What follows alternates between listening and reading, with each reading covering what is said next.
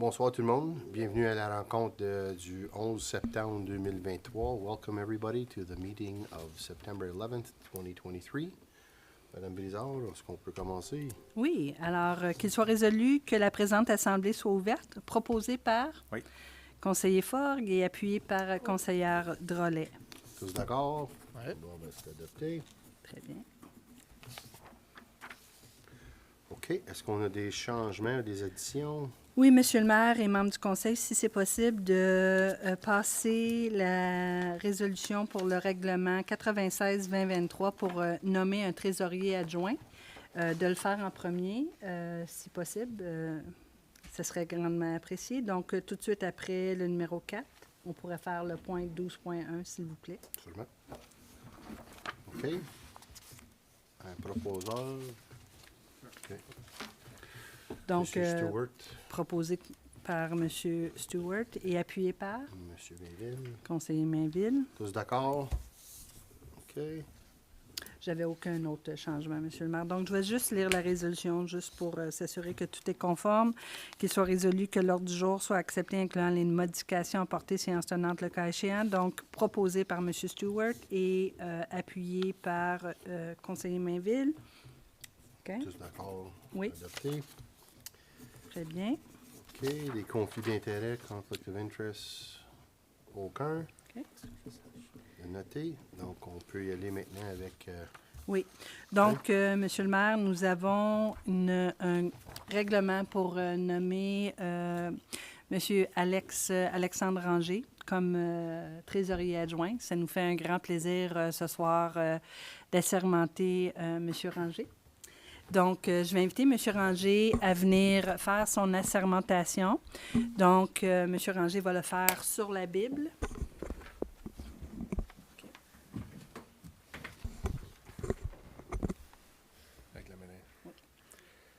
I, Alexandre Ranger, do solemnly promise and declare that I will truly, faithfully, and impartially, to the best of my knowledge and ability, execute the office of the Deputy Treasurer of the Corporation of the Nation Municipality to which I have been appointed, that I have not received and will not receive any payment or reward or promise thereof for the exercise of any partiality or malversation of any other undue execution of such office, and that I have not, by myself or partner, either directly or indirectly, any interest in any contract with or on behalf of the corporation except that arising out of my office as Deputy Treasurer.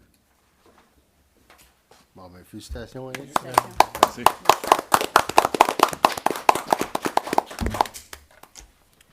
Donc, on va accepter la résolution, qu'il soit résolu que le règlement numéro 96-2023, tel que décrit à l'ordre du jour du 11 septembre 2023, soit lu et adopté en première, deuxième et troisième lecture. Donc, règlement 96-2023 pour nommer un trésorier adjoint, proposé par... Oui. Alors, conseillère Drolet et appuyé par conseiller Boisvenu. Tous d'accord? Oui.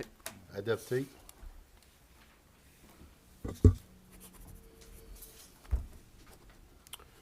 OK, je pense qu'on va y aller à huis clos maintenant. Oui. Qu'il soit résolu que la présente assemblée soit ajournée à 16h33 pour une session à huis clos conformément aux sections suivantes de la loi municipale 2001, section 239 2B, personnes identifiables, D, des relations de travail, un litige potentiel et F, un secret professionnel de l'avocat.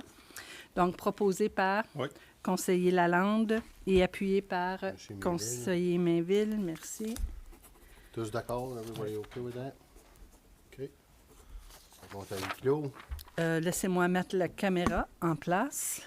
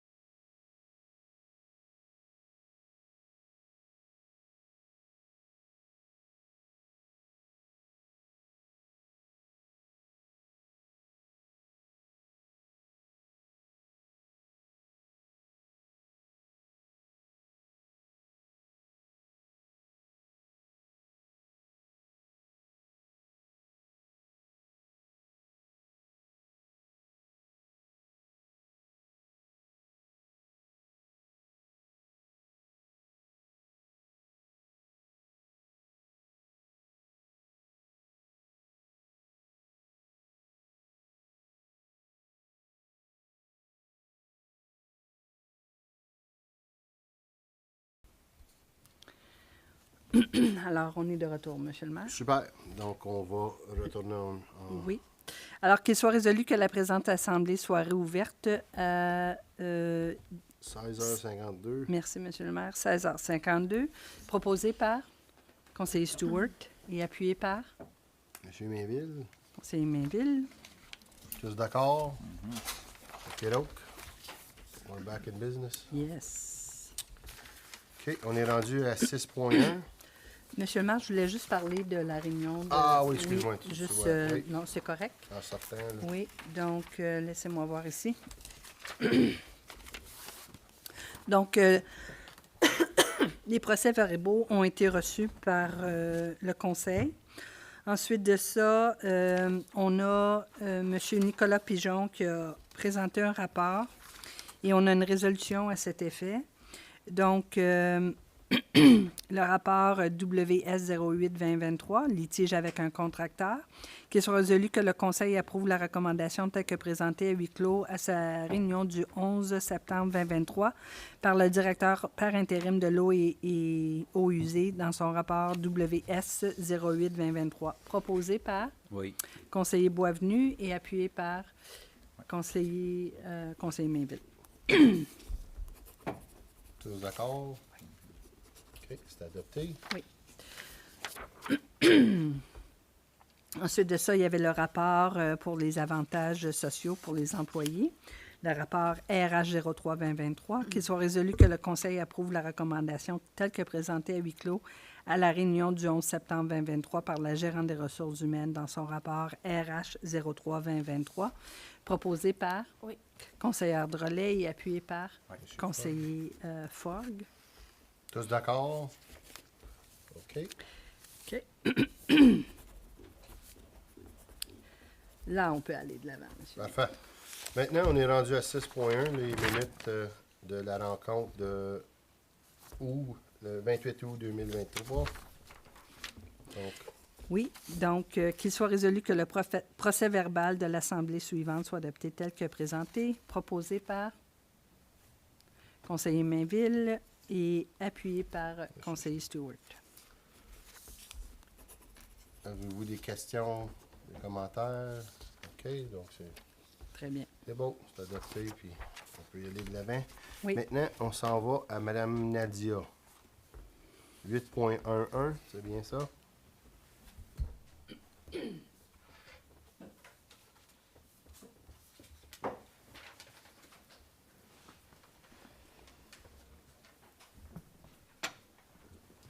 Bonsoir, ça va bien? Oui, vous? Excellent. OK. Donc, mon premier rapport, c'est le F17-2023, qui est pour les auditeurs de fin d'année. Donc, comme vous savez, notre auditeur... Oh, excusez, non, c'est le premier point, c'était-tu les états financiers? C'est ça, excuse. Getting ahead of myself. Mais moi, j'ai rien pour ça. Donc, je vais juste, dans le fond, vous expliquer. C'est, BDO a fait une présentation le 14 août des états financiers ébauches. Et puis, maintenant, on a besoin ce soir d'une résolution pour adopter l'état financier final. Puis, ensuite, il pourra être signé par M. le maire et Mme la greffière ainsi que moi-même pour que BDO puisse nous remettre l'état financier final avec la lettre qu'il nous avait présentée. Donc, ça, c'était pour ça. Super. Donc, j'ai une résolution pour ça, M. le maire. Attendu que le Conseil a reçu une ébauche des états financiers consolidés pour l'année 2022 à sa réunion du 14 août 2023, et attendu que le Conseil n'a eu aucune question sur le dit rapport et que les vérificateurs n'ont apporté aucun changement au dit rapport, par conséquent, qu'il soit résolu que le Conseil permette au maire et à la greffière de signer les documents des états consolidés de la situation financière de 2022 pour la Corporation de la municipalité de la Nation, et qu'il soit aussi résolu que l'ébauche des états financiers présentés à la réunion du Conseil du 14 août 2023 soit approuvée en tant que rapport final des états financiers 2022 tel que soumis par les vérificateurs après l'approbation de cette résolution. Proposé par Monsieur Fogg. conseiller Fogg et appuyé par conseiller Drolet. Tous d'accord? Oui. Perfect, c'est adopté. OK, OK, 8.12 maintenant, Lydia. OK. Là, c'est mon rapport FDCATQC. C'est parce qu'en lisant la vidéo, j'ai pensé, ah non, c'est vrai, il y avait l'autre avant. Désolée pour ça. Donc, comme vous savez, BDO est notre auditeur parce qu'on vient d'accepter leur état financier.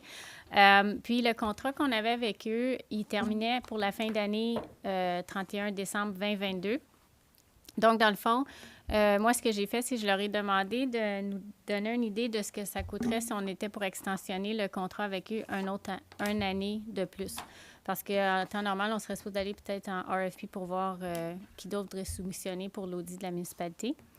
BDO nous est revenu. J'ai inclus la lettre à l'annexe A qu'ils nous ont envoyée avec leur soumission pour une année supplémentaire.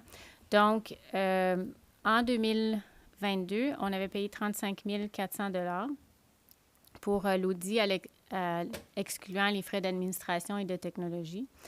Puis, ce qu'ils nous proposent pour la fin d'année 2023, ce serait 40 000 $ pour l'audit, plus de 2 500 à 4 000 $ pour l'audit de deux nouvelles normes qui viennent en effet pour la fin d'année 2023, qui est les Asset Retirement Obligations et les instruments financiers.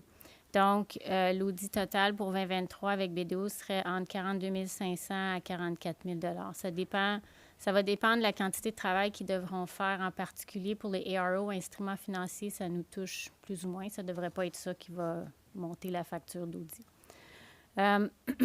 Puis, BDO est l'auditeur de la Nation depuis plusieurs années. Changer d'auditeur, ça amène quand même une surcharge de travail pour l'auditeur et pour nous parce qu'il monte un nouveau dossier. Donc, compte tenu de tous les changements qu'il y a eu dans les dernières années, là, depuis que je suis ici, moi, j'aimerais recommander qu'on continue avec BDO au moins une année de plus. Puis après ça, l'année prochaine, on pourra voir s'il y en a d'autres qui veulent soumissionner. OK. Make sense. Questions, commentaires? Donc, Juste une question vite faite. Quand on regarde à bâtir un nouveau dossier, genre si on irait avec un KPMG ou un autre compagnie, on regarde à une surcharge d'environ combien? Bien, c'est pas nécessairement une surcharge en prix, c'est juste le travail supplémentaire parce que là, ils ne connaissent pas la Nation. Donc, il faut qu'ils vont poser plus de questions, ils vont vouloir des fois plus de documents, ils vont peut-être faire plus de tests pour monter leur dossier puis établir qu'on a des contrôles puis que on a des barèmes qu'on respecte. Fait que c'est plus dans ces termes-là que c'est plus de travail. Okay. C'est aussi, je ne sais pas s'ils vont nous charger plus dans la première année pour monter un nouveau dossier. Là. Ça, je présumerais que oui, parce que ça leur amène quand même un petit peu plus de travail que quand tu as déjà tu fais un roll forward de ton dossier d'audit, que tu as tout ton historique dedans. Là. Okay. Mais combien, je pourrais pas vous dire, je suis plus en audit. Ouais, mais non. ouais, c'est... J'étais juste curieux aussi, year over year, genre si... moi, je suis pas dans l'audit non plus, là, fait que le coût qui nous est envoyé, c'est-tu un coût standard, genre, à travers du domaine, tu sais, pour quelque chose de similaire à la grosseur de la Nation? Pour ce qu'on a eu de BDO pour Comme le l'an 40 000 prochain. pour... Oui, bien moi, je dirais que oui, parce que c'est une hausse. L'année passée aussi, il y avait eu une hausse. À chaque année, ils nous augmentent un peu dans nos frais d'audit. Puis même quand on avait signé le contrat, d'année en année, ça l'augmentait d'un certain pourcentage. Okay. Puis aussi, juste pour vous donner une idée, comme il y a deux nouvelles normes qui entrent en effet, puis ça représente des travaux d'audit supplémentaires en dehors de l'audit ordinaire pour la première année. Okay. Donc, comme l'année prochaine, ils vont nous charger un surplus pour faire l'audit les ARO puis les instruments financiers. Mais après ça, les années suivantes, ils ne vont pas continuer à nous charger de l'extra pour quelque chose qui est nouveau. Là. Okay. Fait que, mais ça vous donnera une idée de si on changerait. Peut-être que ça serait dans ce coin-là, mais je ne peux pas savoir. Ça dépend. Merci. De rien. OK, je pense qu'on va adopter ça de bon. Oui. Qu'il soit résolu que le Conseil approuve la recommandation telle que présentée à sa réunion du 11 septembre 2023 par la trésorière dans son rapport F-17-2023, proposé par conseiller Stewart et appuyé par conseiller Mainville. C'est bizarre à soir, M. Mainville. Tous d'accord? OK, c'est adopté. OK, on est rendu maintenant à le prêt pour le complexe de... OK. Donc, mon rapport ici fait suite au rapport que je vous avais présenté, le rapport F12 que je vous avais présenté, je pense que c'était au mois d'août, dans lequel je disais que j'allais vous revenir avec des options pour l'emprunt pour le complexe. Donc, on a demandé une demande à différentes institutions financières de nous donner un devis pour un taux d'intérêt pour l'emprunt. Il n'y a que la Caisse qui nous est revenue, Desjardins Ontario, je m'excuse, qui nous est revenue avec un devis. Je vous ai donné les détails dans le rapport. Donc, il y avait 3 options. La première, c'était avec aucune option de remboursement supplémentaire. Et après ça, il y avait l'option 2, c'était avec une option de remboursement annuel supplémentaire. Puis la troisième option, c'était des paiements mensuels avec aucune option de remboursement optionnel. Puis les taux, ça se situe entre 5,6 à 5,92, dépendant des options disponibles. Avec Infrastructure Ontario, les taux au 31 août étaient moins que ceux de Desjardins. Donc, c'est de près de 20 ans, c'était 4,86 à 4,88 pour un emprunt de 25 ans. Puis, par contre, avec Infrastructure Ontario, ce qui est important de savoir, contrairement à la Caisse, c'est qu'il n'y a pas de refinancement de l'emprunt après un certain terme, que ce soit 3 ans ou 5 ans. Le taux qu'on a, c'est le taux qu'on a pour toute la durée de l'emprunt, puis l'emprunt, il est fermé pour la durée de l'emprunt. Donc, on ne peut rien rajouter dessus. Si on voudrait payer le capital ou le refinancer, pour si les taux baissent, on ne peut pas faire ça avec Infrastructure Ontario. Oui. Donc, c'est pour ça aussi que les taux sont un peu plus bas que les banques en général présentement. C'est sûr que quand les taux étaient bas, bien, c'est plus avantageux parce que là, tu étais garanti d'avoir un taux plus bas. Maintenant, ce n'est pas nécessairement la situation parce que les taux sont hauts partout. Donc, les taux qu'on a eus de Desjardins sont garantis jusqu'au 18 septembre, qui est la semaine prochaine. Puis, les taux d'Infrastructure Ontario varient à tous les jours jusqu'à la date qu'on ferme le prêt. Donc, ça se peut que si on ferme le prêt demain, je n'ai pas regardé combien qui était aujourd'hui, je vais être honnête, mais peut-être qu'ils sont plus hautes que ce que je vous ai mis dans le rapport parce que ça fluctue à tous les jours en fonction. Donc, comme j'ai expliqué, les taux de Desjardins sont plus hauts, mais en même temps, ça nous laisse un peu plus d'ouverture avec l'emprunt pour essayer d'aller refinancer dans 3 à 5 ans pour essayer de voir si les taux ne baisseraient pas, si on ne pourrait pas avoir un meilleur taux sur l'emprunt que ce qui est offert par Infrastructure Ontario présentement. Au niveau du terme, moi, je vous recommanderais un terme de 25 ans parce que le complexe, c'est un édifice qui a une vie de plus que 25 ans, donc on va l'avoir pour plus que 25 ans. Alors moi, je pense que avec aussi la situation économique et puis le fait qu'on a d'autres projets en cours, en vue, je pense qu'un emprunt de 25 ans, ça serait le plus logique, selon moi. Ensuite de ça, je sais que Desjardins offre l'option 2 de pouvoir faire des remboursements additionnels sur l'emprunt. Par contre, le taux d'intérêt pour ces emprunts-là, il est plus haut. Moi, je ne pense pas que c'est nécessairement quelque chose qu'on serait en mesure de faire, en tout cas pas dans le court terme et pas pendant le premier terme de financement qui serait de 3 à 5 ans.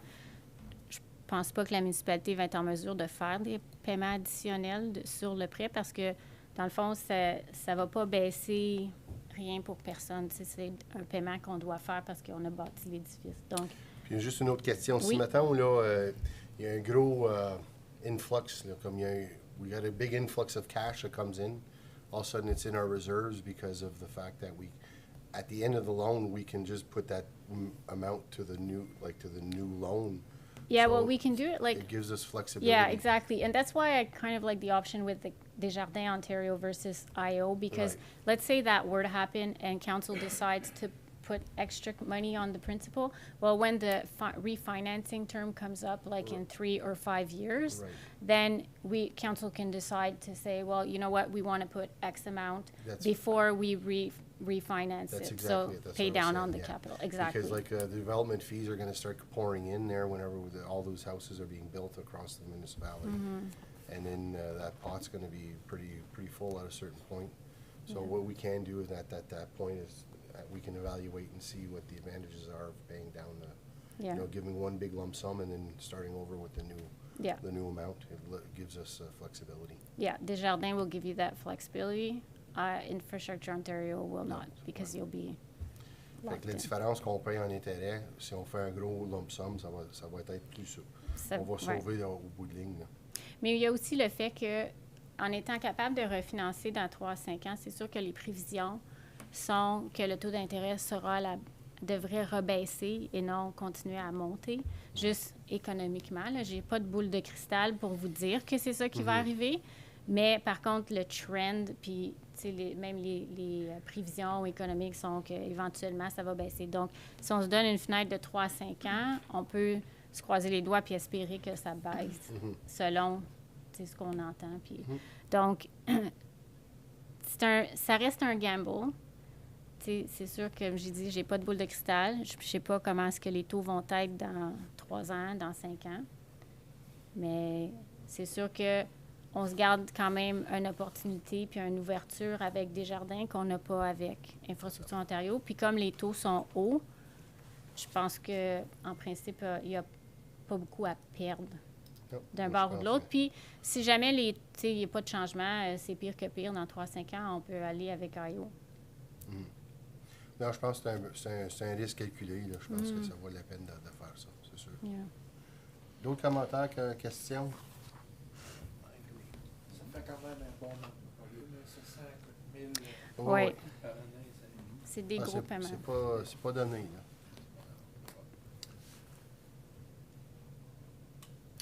Donc, on va avoir un règlement OK. à adopter pour ça. Donc, aucune résolution pour ça. J'avais OK, d'autres c'est juste que là, maintenant, est-ce qu'elle peut signer avec Desjardins sans le règlement soit adopté?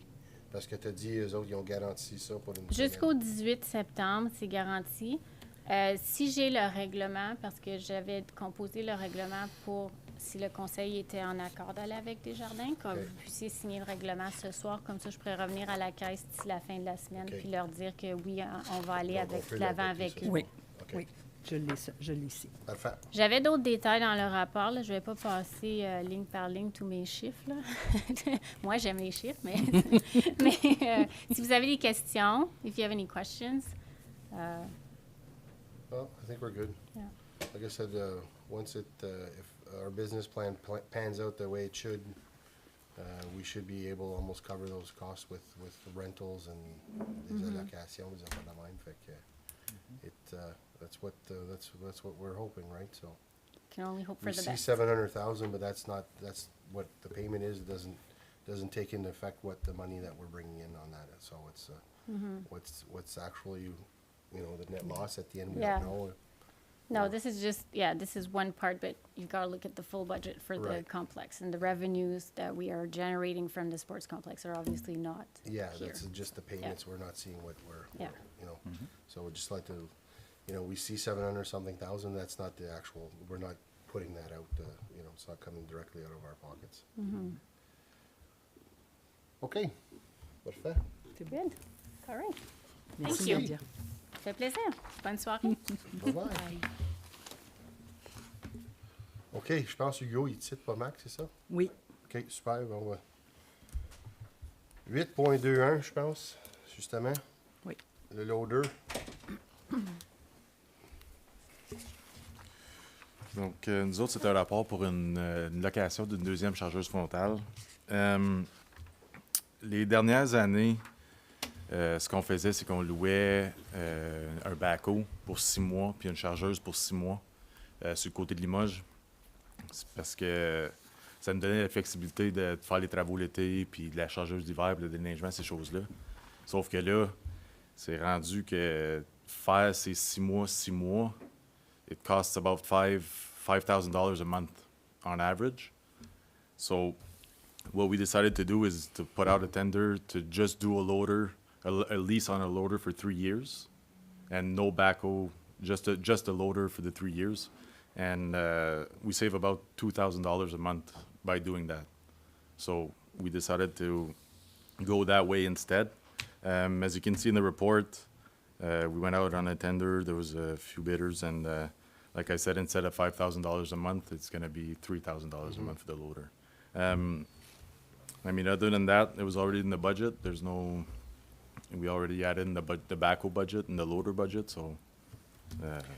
En fait, d'utilité, par exemple, on perd-tu de la flexibilité pour avoir de backhoe? Un petit peu, c'est certain. Un petit peu, mais on va être capable quand même de faire beaucoup de travail avec la chargeuse durant l'été. Ça, c'est pas un problème. Les gars vont avoir les outils qu'ils ont besoin. Oui, c'est ça. Ça se peut là, qu'on ait besoin d'en louer un de temps en temps, mais on n'aura pas pour 25 000 de location de backhoe pour l'été. Okay. Puis, les dernières années, on a loué des loaders, des chargeuses frontales, pas à rabais, mais des usagers pour essayer de couper les coûts, puis ça nous a juste donné des troubles. Parce que je sais qu'il y a bien d'ouvrages qu'un backhoe faisait. On le fait avec le soccer truck à cette heure. C'est ça aussi. C'est que ça a allégé beaucoup le besoin du backhoe. Là. Je pense qu'à ce moment-là, si on peut sauver de l'argent, why not? Là. Puis c'est ça. Encore là, même si on loue s'il faut louer un backhoe un mois, mais c'est ça, c'est pour 25 000 c'est à coût moindre, c'est 4-5 000 au lieu de... Donc, je pense que... Juste une question vite faite. Oui.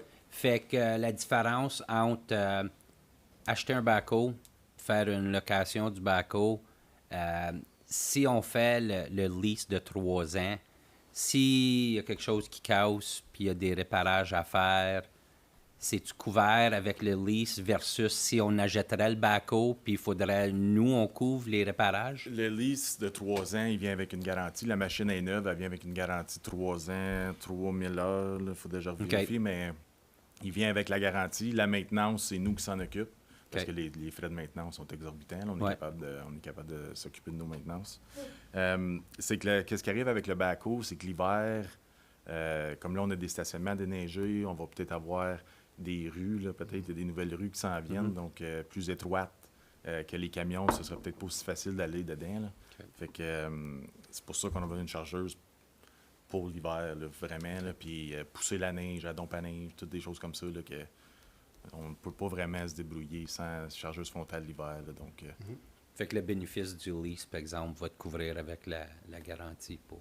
C'est ça, c'est ça pour les briseurs, mais comme je dis, la maintenance, c'est pas inclus dans la garantie, là, mais... Ben, qu'est-ce qu'il y a de bon, c'est que tu as toujours quelque chose de mieux. Là. Ouais. C'est ça. Puis en même temps, l'autre avantage, c'est qu'on a la carrière à Saint-Isidore. Des fois, si l'autre chargeuse fait défaut pour quelque raison, ben on va en avoir une si jamais que ça l'arrive. Là. Un backhoe pour charger des camions, c'est pas... je comprends. Au montant de camion, au montant de matériel qu'on charge d'une journée, c'est pas le best. Là. OK. D'autres questions, commentaires? Ben, merci, Hugo. Merci. J'ai une résolution, Monsieur le maire. OK. Qu'il soit résolu que le Conseil approuve la recommandation telle que présentée à sa réunion du 11 septembre 2023 par le directeur des travaux publics adjoint, député, dans son rapport TP 18-2023. Proposé par... Oui. Donc, Conseiller Boisvenu. Monsieur Fogg. Monsieur Fogg. Tous Merci. d'accord? C'est adopté. Est-ce que c'est mieux d'y aller à 8.4 maintenant? Oui, Monsieur le maire. Oui. Caroline. Caroline is on the way. C'est ça. Donc, Puis, oui. Monsieur Villeneuve, puis Monsieur Cardinal. C'est ça. Oui. Bonsoir, membre du Conseil. Donc, je vous ai préparé un rapport qui vous est soumis ce soir. Pour vraiment donner un... Non, merci. C'est pour ça qu'il est là. That makes me look so good. Donc, le rapport qu'on vous présente, c'est pour vraiment vous donner un aperçu de l'état actuel du service d'incendie, mais beaucoup plus, on se concentre sur qu'est-ce qui s'en vient dans les semaines, mois, années à venir. Donc, il y a vraiment 2 recommandations dans le rapport. Le premier, c'est de simplement recevoir le rapport. Puis le deuxième, on va parler aussi de suspendre le sauvetage en eau puis sur glace pour la nation pour l'instant. So the first part of the report is, like I said earlier, to give us an idea of where we're going with the fire service and under the contract. And now with the nomination of a deputy chief, we can actually start some of those major projects as well. You received the spreadsheet, the Excel spreadsheet. It's a little bit small on the screen, so I'll just go over some of the major items. Je ne passerai pas ligne par ligne pour souci de temps, mais je veux vous parler des choses qui s'en viennent majeures pour le service. Donc, le premier item, c'est tout ce qui touche les ressources humaines. Donc, depuis l'entrée en fonction du contrat, on m'a nominé par règlement et on a ensuite fait l'embauche de Mario Cardinal à titre de chef adjoint. Donc, ces items-là sont terminés. What is coming up for human resources later this year and for January, we're going to hire a full-time fire prevention officer. We realize, and this is not going to be coming too soon, there's a lot of work to be done in schools, in our institutions, in commercial buildings. We do receive a lot of requests from homeowners and business people to do inspections and in schools as well. Donc, on s'aperçoit qu'il y a beaucoup de choses à faire de ce côté-là. Du côté des pompiers, quand je parle des pompiers, c'est vos employés, les pompiers de la Nation. On a commencé des rencontres. On a déjà eu 2 rencontres avec les chefs de district pour discuter de notre vision, des projets à venir, ainsi de suite. The first 2 meetings we had with the district chief was very productive, and they are receiving the information very well, and we have a very good collaboration with them as well in the 5 stations. So from now, we're actually going to start this Thursday meeting each station by station. So we'll be in Saint-Isidore on Thursday night to meet with the firefighters there, mostly to answer their questions and their worries about what is coming up in the coming months and years. Mostly about mandatory certification. That is a provincial requirement now. So, and we're going to be talking about their personal protective equipment. We're going to talk about trucks and fire stations and all of that. Donc, on va commencer ces rencontres-là ce jeudi à Saint-Isidore. J'ai parlé un petit peu de formation. Donc, on a déjà commencé, quand je dis on, je m'exclus, c'est plutôt Mario qui a commencé la formation dans les casernes la semaine dernière. Donc, on va mettre sur pied un train-the-trainer programme. Donc, on va former des formateurs dans nos 5 casernes pour l'instant pour former les pompiers à l'intérieur des casernes. La raison qu'on le fait comme ça, c'est que notre formation est uniforme à travers la municipalité. Donc, on veut amener tous nos pompiers au même niveau le plus rapidement possible. Also, at the same time, since we're working with Clarence Rockland, that train-the-trainer group is going to train with Clarence Rockland as well. So instead of developing 2 different lesson plans, we're going to be working on one for each month. So it's going to be easier to plan and distribute in all the stations of Nation and Clarence Rockland. So we're going to be working together towards that goal. Just as a reminder, all our firefighters have to be certified by July 1st, 2026. So this is a big mandate. We have a lot of work to do. We actually have firefighters that started their Firefighter 1 program last weekend in Bourgette at the Regional Training Center. Pour ce qui est des véhicules, on a commencé aussi à faire le tour des casernes pour voir les véhicules, l'état, l'âge, ainsi de suite, pour déterminer une cédule de remplacement. Je peux vous dire que depuis cette semaine, tous nos véhicules ont passé safety check, puis toutes nos pompes ont passé le pump test. Donc, c'était une grosse affaire qui nous restait à faire. Donc, ça, c'est complété. The last pump that we did the test when for Fournier? Today. So the last pump test was done today in Fournier, and the pump passed its test as well. So all of our vehicles are up to par as far as testing is concerned.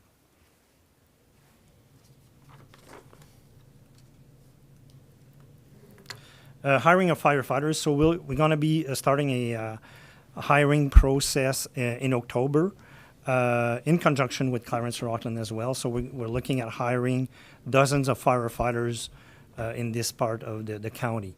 Donc, on va vous demander de partager l'information autant que possible lorsque ça va sortir. Et puis, on va élaborer le processus qu'on va suivre aussi pour la nation. Donc, on va faire une session d'information, peut-être une ou peut-être 2 sessions d'information, où est-ce qu'on encourage les gens et leurs conjointes à venir nous voir pour qu'on puisse se donner le plus d'informations possible sur quoi est-ce que la carrière de pompier volontaire. Puis on leur donne vraiment l'heure juste sur qu'est-ce que ça implique comme formation, et ainsi de suite. Bylaws and policies. So one of the first bylaw that we're going to be working on is the establishing and regulating bylaw that we have to revise. So I've already started putting that document together, and it should be presented to council before the end of the year. We've already started also implementing some operational guidelines for the firefighters. So we presented the first 3 operational guidelines to the district chiefs last week. And again, that was well received. Now it's their job to go into their station and provide that information to the firefighters. Les réunions qu'on va faire aussi avec les différentes casernes, on va pouvoir élaborer puis répondre aux questions des pompiers qui pourraient avoir face à ces nouvelles procédures-là. Le Fire Master Plan, comme vous savez, qui vient juste d'être complété, contient 79 recommandations. Je vais venir avec un rapport d'ici la fin de l'année aussi sur une cédule, comment est-ce qu'on va rencontrer ces exigences-là, c'est quoi les impacts financiers, ainsi de suite. Donc, c'est ça. D'ici la fin de l'année, je vais avoir un rapport pour ça. Et finalement, ce qui touche fire prevention and public education, like I said earlier, we're going to be hiring an officer in January. So, and that person is going to look into existing policies that we have, and we have to do also an inventory of all our institutions, schools, retirement homes, and so on. Now, all we do is do complaints and requests, and just that. We know we have a percentage of the fire prevention officer in Clarence Rockland that's coming at least once a week in Nation to do inspections and other investigations. La deuxième partie du rapport, comme je l'ai dit plus tôt, c'était concernant nos capacités de sauvetage en eau et sur la glace. On a d'équipement qui est daté pour ce genre de sauvetage-là. Et puis, on n'a vraiment aucun pompier qui a été formé depuis plusieurs années pour rencontrer les normes NFPA pour faire ce type de travail-là. My recommendation is to suspend this type of not emergency, but response for now until we review our ENR bylaw. But in the meantime, we're going to have agreements with neighboring municipalities to.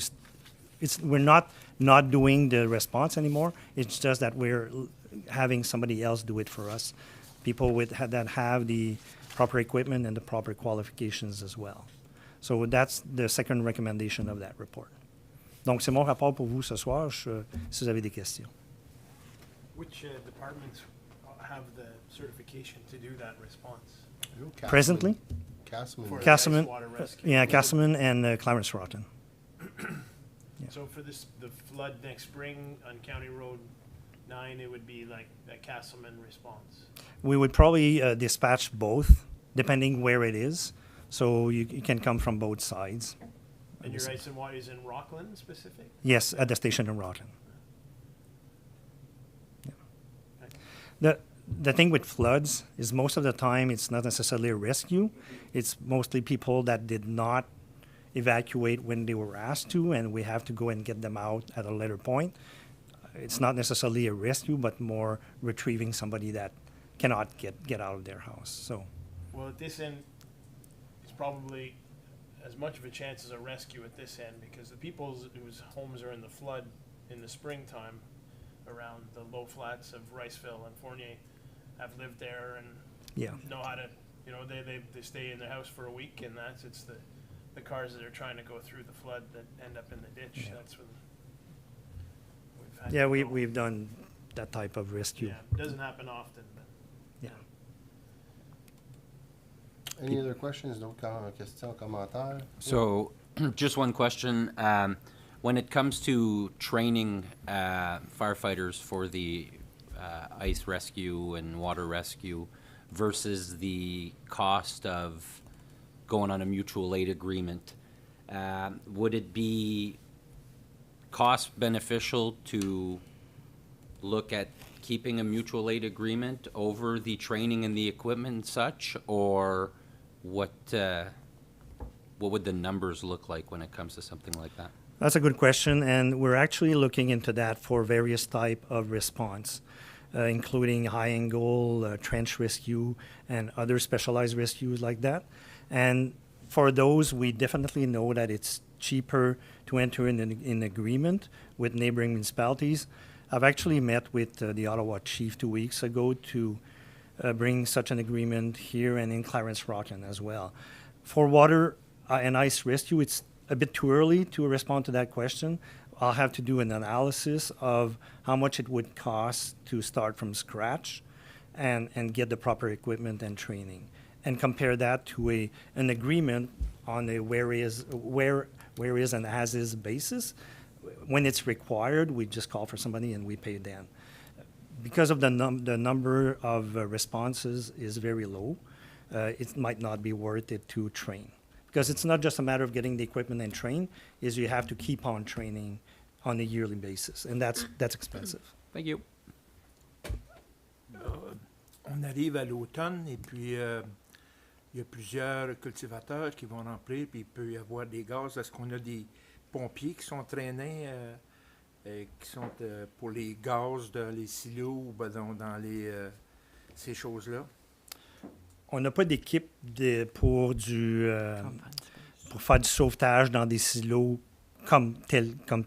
On a des appareils respiratoires pour tout ce qui est matières dangereuses, ainsi de suite. Mais pour aller dans les silos et sortir quelqu'un, on n'a pas l'équipement ni la formation pour ça.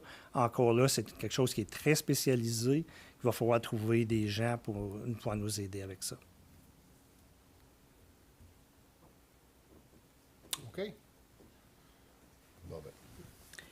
Donc, Un grand merci. Je Merci. vous dis, là, j'apprécie beaucoup ce rapport-là. Ça donne une vision. Là.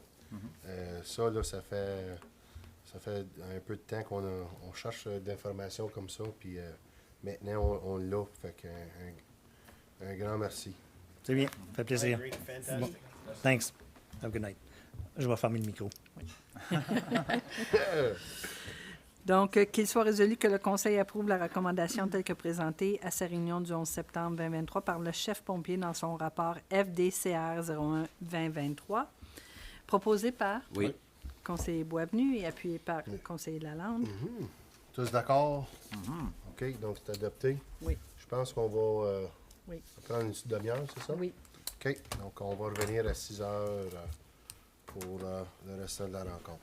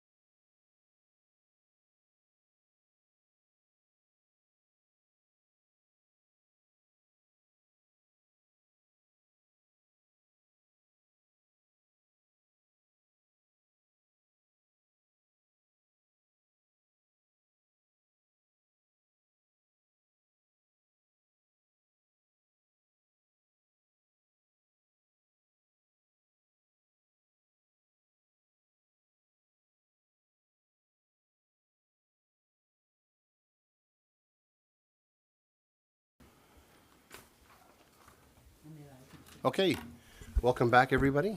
We're going to be going to the section of the meeting where we have a delegation, and we have Shirley and John with us. It's going to be talking about the services of 211 that they're trying to educate the people and basically what services they provide. And we'd like to wish them a very welcome to the Nation Municipality. Bienvenue. Merci. Merci, Francis. Puis bonsoir à tous.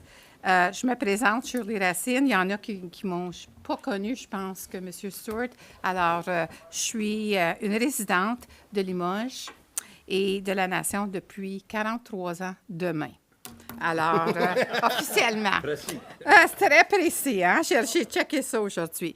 Je suis ici ce soir en tant que directrice au sein du Conseil d'administration de l'Organisation Navigation communautaire de l'Est ontarien, que vous allez connaître sous le 211. C'est une organisation qui est là pour aider aux gens en besoin, nos gens vulnérables, dans nos communautés. Alors, nous, on pensait, John et moi, que je vais vous présenter, que ce serait un outil important pour vous en tant que conseiller, pour informer puis aider vos résidents dans vos communautés, dans vos wards, parce qu'il y a beaucoup de gens qui ont besoin d'informations dans ces temps ici et en tout temps. Je suis accompagnée avec M. John Hulls, notre directeur général et exécutif, qui fera la présentation de ce soir. M. Hulls emporte une expérience et une énergie incroyable, croyez-moi. Et nous, le conseil d'administration, on est très reconnaissants.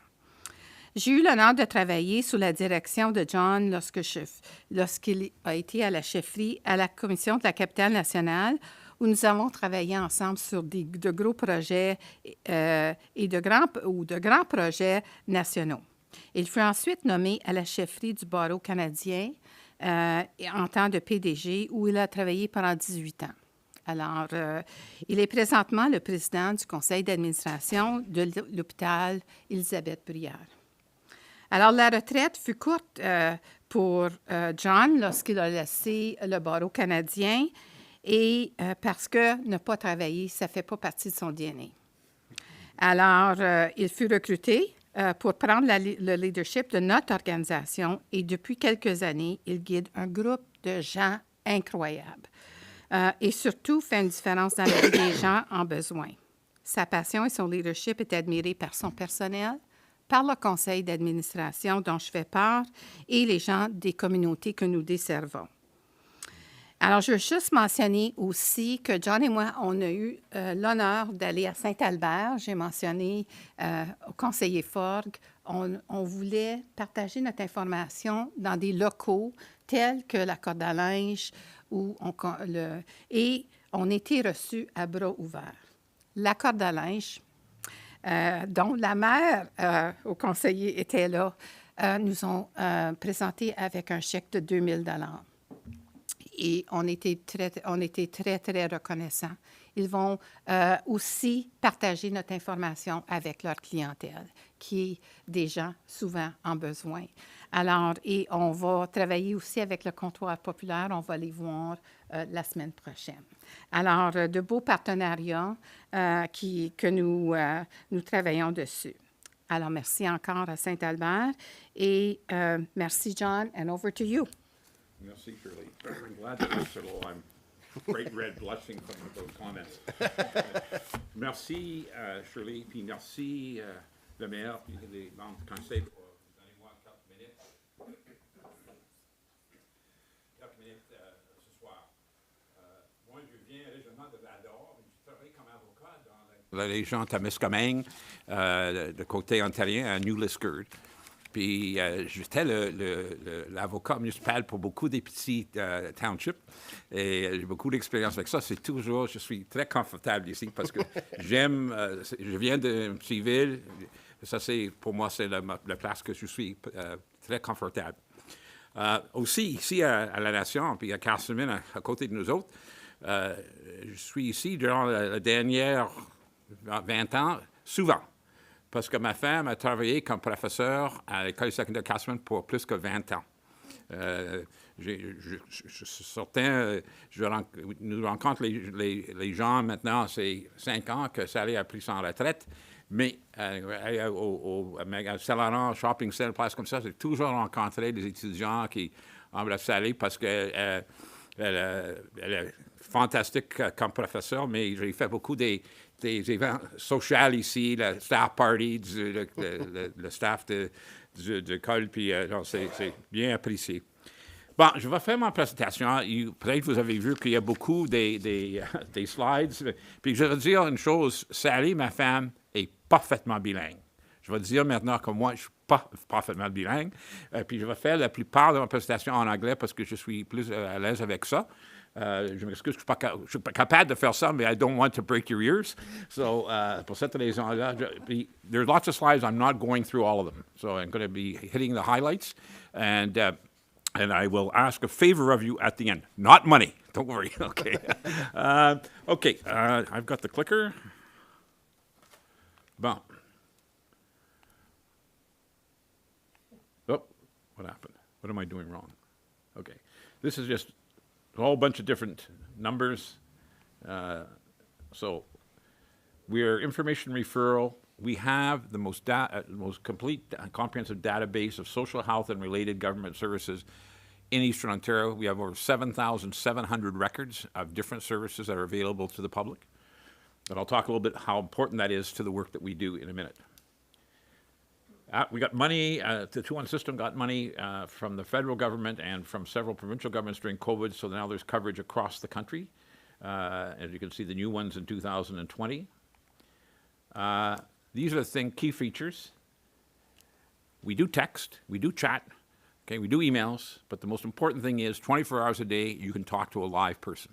And the comments we get from people when they say, the fact that they can actually talk to somebody, because so many times they call and, you hit this button and you get this and that button and so on. So that's really important. It costs nothing.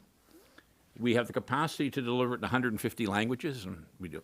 We provide all the service from 7 a.m. to 7 p.m. for French in the whole province from my office. But we also use a language line where when a caller gets a call and a person, they say, well, they speak Ukrainian, they can tell them that much. We can get a person on within about 120 seconds who's a Ukrainian interpreter, and then they do the translating, and then we help the person that way. Then, as I said, it's 24/7, 365, and it's standards-driven, which I'll get to in a minute. And the reason I'm going to talk about the standards is 6 years ago I started, my first presentation was in Eganville to all the fire chiefs in the region and talking about 2-1. And the very interesting thing was that I realized very quickly they didn't know much about 2-1, and we wanted them, and we'll talk about this because we have the arrangement with La Nation for emergency services, but I was trying to convince them at that time, because we only had one agreement when I arrived. We now have 16 or 17 with municipalities across Eastern Ontario, that we are credible, because they're going to have to make a recommendation to their council to do this. And so they want to know that when somebody calls, it's going to work. So I'm going to spend a little bit of time just about that so you are aware of that. So this is... it's an organization called the Alliance of Information Referral Systems, and it's a North American organization which we must be accredited to do our work.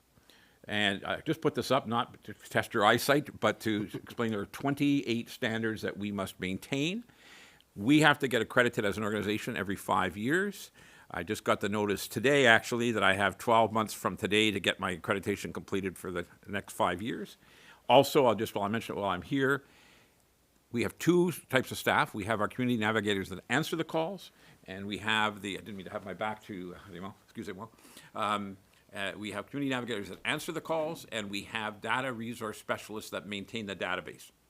Both of them, after 12 months, must write an exam to get certified as either a community navigator or as a data resource specialist, and every 2 years they must rewrite a test to keep themselves up to snuff, as they say. So the standards are very important. Quality is very important to the work that we do. So we have public inquiry, we have online directories, and we keep track of a lot of data, which I'll talk about in a minute. So last year we had 260,000 calls across the province. We had 35,000 calls in Eastern Ontario. So I'll go on to that. So this is the community navigators. Now, obviously, everybody that we hire at Community Navigation of Eastern Ontario has to be perfectly bilingual. Whether they're doing data or whether they're doing calls, they have to speak both languages very well.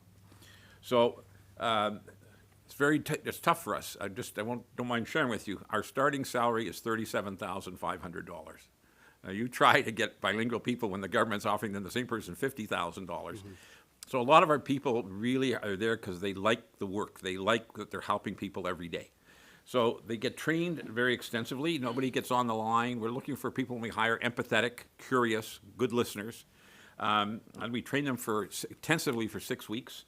And they're trained to conduct an assessment, advocate, and I'll get to that in a minute. And there's broader training as a list there, which I won't bore you by going through. This is perhaps the one slide that just presents how it works. So if somebody calls, we have a conversation with them. And it won't surprise any of you that what happens is when a person calls, they think they have problem A. But once you ask them a few questions, they actually don't have problem A. They may have 2 other problems. So we work with them and talk to them about that. We find out what their issues are, and sometimes it's multiple referrals. They call for one issue. For example, I often use they call because they can't pay their hydro bill, so they're looking to get the LEAP program or whatever might be available in their community. And then we say to them, well, the community navigator say, well, anything else going on? She said, well, I'm, my money's run out, and I still got 4 or 5 days before my next pay or my next check comes in, and I have no food, so you end up making a referral to a food bank. Oh, yeah, and by the way, I haven't paid my rent in 3 months, and my landlord's after me, and I'm making a referral to a legal aid clinic. And so that's what happens. And then we do advocacy and hopefully resolve the problem, make sure they can understand the calls, the caller understands what the next steps are. And one of the things that I like to mention is that people say to me, John, well, you just give out phone numbers. I get very upset because 78% we do referrals. Of the calls we have, we make referrals. Of the chats, we refer them. There's only 22% that might be just a straight information piece. And so when somebody calls us, the other thing that we do is the community navigators, after even 6 months of being on the lines, get a good feel for the circumstances. And if a person is a little hesitant about they've got the phone number, they got the organ, figured out what the problem is. This is the agency that can help you. Here's what you need to do. And we wonder whether we're not 100% certain. So the community navigator said, would you give me permission to call you back in 24 hours to see how you did? And if they give us permission, that's kept, and the next day they will call and ask. If the person is really struggling and really obviously, maybe shy, very reluctant to speak up for themselves, we will, if it's during the time that the agency is open, we will call the agency with them on the line, and we will advocate for them to get them connected up to the person, explain what the problem is, and then at the appropriate time step back and let the agency take over. If that call comes at 6:30 at night or in the middle of the night, we will we'll ask them if they would call back, or we can call them back during the hours that agency would be available. So this is sort of, as I said, is a good chart just to show how our workflow goes. So we have chat. We have email inquiries, and I just wanted to make mention of, because my eyesight is so poor, I just wanted to talk to you about how important in this slide is that how we work with the community and for the community. Nous sommes toujours intéressés dans les populations vulnérables parce que c'est les personnes qui nous sommes capables d'aider une personne de bonheur. Peut-être il y a beaucoup moins de problèmes plus tard parce qu'il a trouvé une vraie solution pour le problème. So I mentioned the database, 60,000 across the province, and I'll just get to this. Now this is the data curators. So this is a job you couldn't pay me $1 million to do. You have to be, your mind has to work a certain way. These people have to be meticulous because they maintain those 7,700 records. But those 7,700 records are used by people in Thunder Bay, by people in Toronto, by colleagues. We have 5 regional service providers. And so they have to be done precisely the same way, because when the community navigator searches for a particular topic, it has to be exactly the same. So they have to, they manage a province-wide inventory. We contact all listed organizations. One of the things is that if that data is not up to date, when the community navigator goes to use it, or if the public goes to the website to use it, and the phone number is wrong, or the organization is moved, it's no use to people. So we have to, under AIRS, 85% of our records, minimum of 85% of it must be updated at least once annually. And the other stack I want to make is that our goal is 80% of the time to answer a phone call in 90 seconds, so that they don't wait any longer than 90 seconds. And I'll explain a little bit about that in a second. So they get training, and the one thing I was also going to mention that we've become a bit of social entrepreneurs. Started during COVID, where people were given money, money was available, and they said, well, we're going to build a website, and then we're going to build a database. And we worked a bit with the Ottawa Community Foundation, and they said, look, we look back at money we'd given for databases and websites, and we said, most of them aren't working well or working at all. You're in the business of having up-to-date social service databases. You keep them up to date all the time. So they suggested to some of the people who are looking for money, or people that they knew, contact Community Navigation East Ontario. We can maintain a database for you, because that's what we do every day. We white label it. There's a thing called Connecting Ottawa, which is a immigration law group. It's their website, but it's all our data behind it. Now, we charge a small fee, but we charge a not-for-profit fee, not a private sector fee.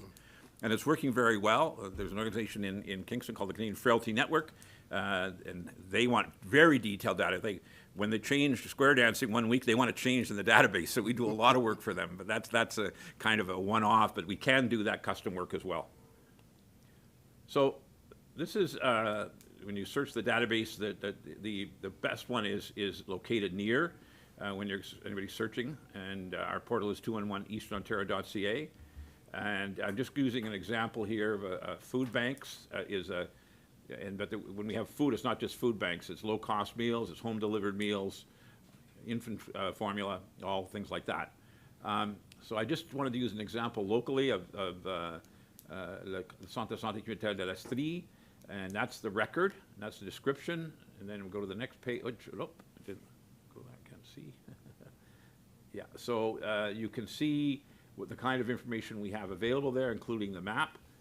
And then one of the things I mentioned in all my presentations, if you happen to go there and something isn't right, call us. Call 211. I ran out of business cards. Not all of you have my business card, but it's at the end of the slides, so you have the slides. You can email me, and because the big thing is things change quickly. And our data resource specialists, not only do we every month, because we have 7,700, we send out 12 by 7,700 every month asking people to update. One email, 2 emails. If we haven't had an answer with 2 emails, we phone. But the other thing we say, there's lots of times that you'll hear that some new organization has been set up in La Nation. They're doing a service to the community, but just ask them, are you in the database? Because we can't make the referral unless we have them in the database. So that's important as well. So this is the other part that I could spend hours on, but I won't. And again, every call that's completed, the community navigator must do an after-call report. So they will put down what was asked for and what was the referral that was made, if that's the case. More importantly, if it's an unmet need, what they do is they write down what the unmet need was and why the need could not be met, which I'll point out in a second. But we keep track of demographics, not the detailed demographics that now a lot of our United Ways especially want to know, sexual orientation, gender. Our problem is, and there's a debate going on within our organization now, is we're there when somebody answers to help them. We don't want to ask them 20 questions about their demographics. That's not what they're there for. They're usually, a lot of times, in a crisis situation or in a stress situation. So we're having a debate how far we're going to go with that. But I understand why, municipalities, United Ways, provincial government want to know those details as to who is needing the service. So again, I'm going to go here because, okay. You'll see here on this slide, and if you have it on your, in Prescott Russell, because that's the breakdown we can do, we had in 2022 989 call reports, and total needs were 1,875 because we get multiple requests. That's why those figures are different. So we track that kind of information, and we can I'm just going to go, this is Ontario-wide, I'm just going to go over that. Now, this is the needs identified. So you see that pie chart that's got all those different colors. We can drill down on each of those topics 4 levels. So if it's food banks, we can go down to all and see what the calls were. So if you're wanting something, that data that we share for free, if it's of use to the municipality or a committee that's working on some project, we're very happy to share that. And then that's okay, and that's again the needs identified, and that's Ontario-wide. Now, this is the other thing where we show the unmet needs, and as you can see in this slide, that things like we have a number of different categories. No service was found. Cannot afford the service. There's a bunch of them there that explains, so why, and also there's a little resume has a little more detail than just picking that thing. I'll give you an example that won't surprise you. I had a call from the United Way of Prince Edward Hastings. So Eastern Ontario for us is Belleville, east, north up to Bancroft, across to Killaloe, and all the way down to the Quebec border. And we had some unmet needs about transportation, so they wanted to know the details. So we went into the detail. People in Bancroft needed transportation for a medical appointment. The medical appointment transportation volunteer group only took people to Belleville. Because of where Bancroft was, their medical appointment was in Peterborough. So United Way realized, because we were able to get information, we need to see if we can get these volunteers not only to take people from Bancroft to Belleville, but to Bancroft to Peterborough, because it's actually, from a geographic thing, closer than going all the way down to Belleville. So by going into that drilling down, we can dig out that kind of information if somebody wishes that kind of information. It's actually kind of funny that you mentioned that, because we had a situation earlier that a councillor brought up that there was no service for handicap public transit. So someone that was handicapped couldn't go to the funeral of her, I think it was her partner, a family member, because she didn't have transportation. Yeah. So you would suggest to give them a call, have Yeah, and we 201 can call, and see, they can maybe connect. Yeah, absolutely. This could be something that. Yeah, because there may be somebody that isn't right here, but maybe in a municipality right adjacent that might be prepared, a volunteer group that might be prepared to, somebody may have one of those handicap vans that that can be used. I can tell you, it's very interesting, because I was doing a cable interview for Cogeco in Cornwall, and the woman that was hosting it was a program for seniors. And after the show, she said, "John, I got a medical appointment. My husband passed away last year. I don't like driving. I have a medical appointment in Ottawa." And I said, "Let's do a test. You phone." So they called, and there was a volunteer transportation group. And by the time I left the building, she had her appointment lined up for transportation a month later to go to Ottawa. So it does work. And I think, just to add, the purpose of doing this tonight is really so we get the message out. We got to get the message out, because a lot of people don't know that this line exists, right? Yep, you're stealing my lines. I'm sorry. Because I ask people, and people say, "I don't know what 211 is," No, yeah, so I'm very conscious of time.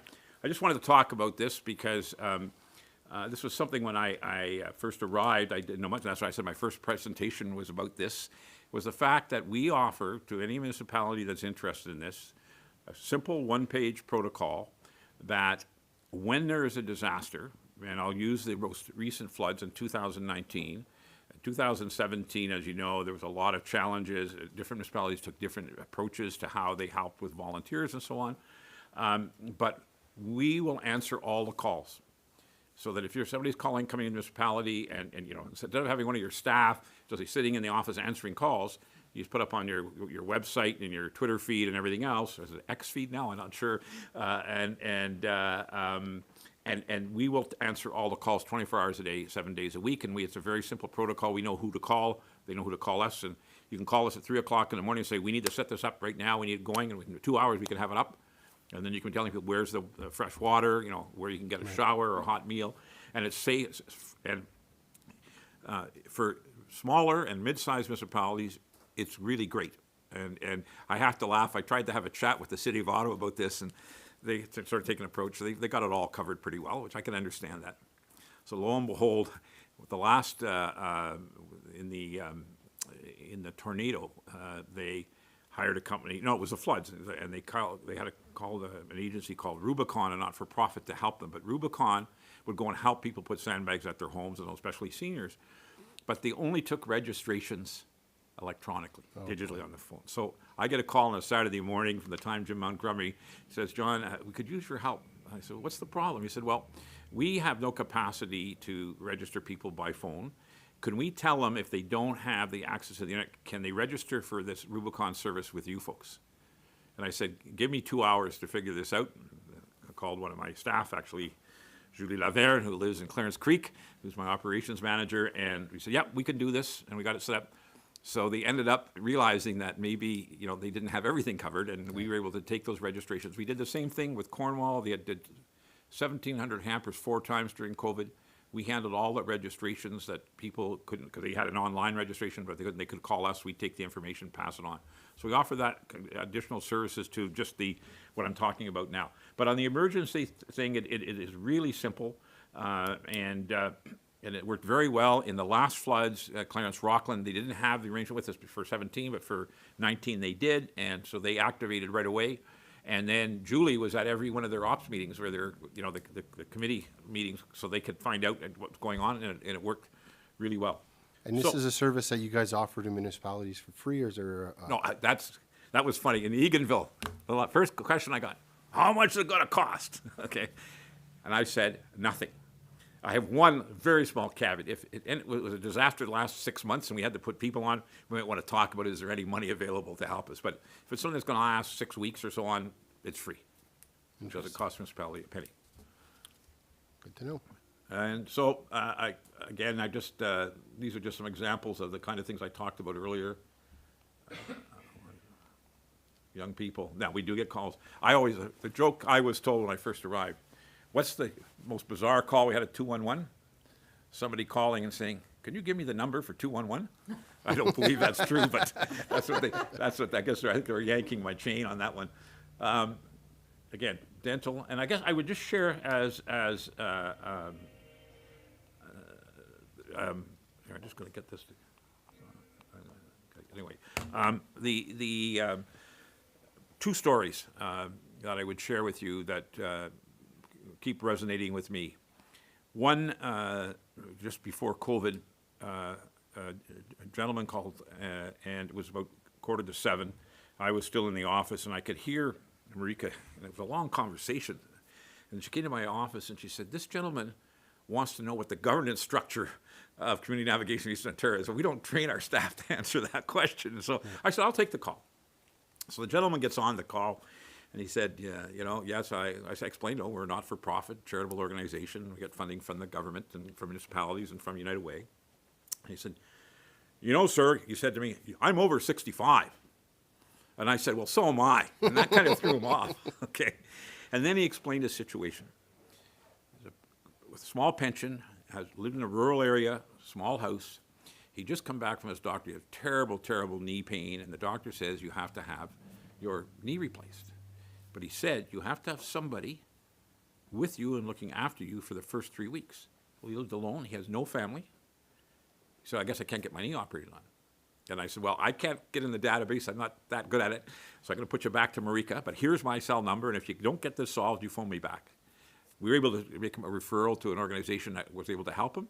So that allowed him to do something that otherwise he might not have been able to do by simply calling 211, not calling 5 different agencies to find out, but we were able to identify the agency that could help.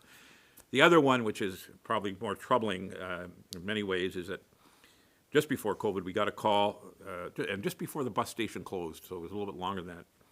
A young woman on the phone talking to Celine, one of our staff, and saying, I just got off the bus, and I've come from Montreal, and Celine can hear a baby crying.